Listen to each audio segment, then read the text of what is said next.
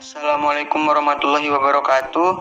Nama saya Renaldi Hernawan, NPM 21170210078. Di sini saya akan menjelaskan tentang buku On the Origin of Species, chapter 5, yaitu Laws of Variation atau hukum variasi. Darwin mencatat ada beberapa faktor bersaing yang kemungkinan besar merupakan hasil dari pola yang dia lihat dalam variasi spesies. Beberapa faktor itu meliputi kecenderungan untuk kembali, kecenderungan variasi baru, dan kekuatan mempertahankan statis dalam suatu spesies. Darwin berargumen bahwa tingkat variasi acak yang besar masuk akal hanya dalam konteks seleksi alam. Berbeda dengan penjelasan tradisional tentang setiap spesies telah diciptakan secara independen. Darwin selanjutnya membahas variabilitas dalam karakteristik seksual sekunder. Variasi tingkat tinggi dalam sifat-sifat ini dapat terjadi dalam spesies yang sama, dan spesies independen dapat mengembangkan sifat-sifat analog.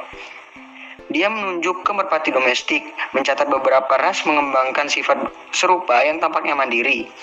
Dia mengakhiri bab ini dengan menyatakan hukum variasi harus menjadi lebih jelas melalui deskripsi berbagai genera dan spesies.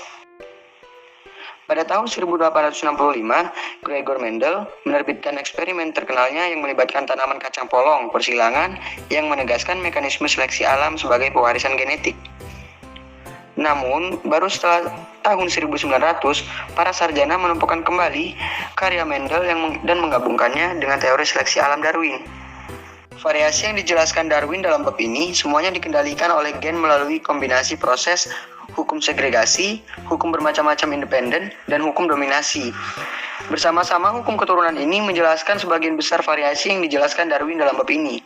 Misalnya, kemunculan kembali sifat-sifat yang tampaknya keluar dari kumpulan gen suatu spesies tertentu dapat disebabkan oleh ekspresi fenotipik dari sifat-sifat resesif.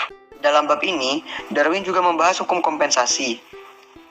Matematikawan Johann Goethe dan naturalis Etienne Jouffroy-Sattele merumuskan hukum ini yang menyatakan perubahan dalam satu struktur organisme berkolerasi dengan pengurangan fungsi struktur lain.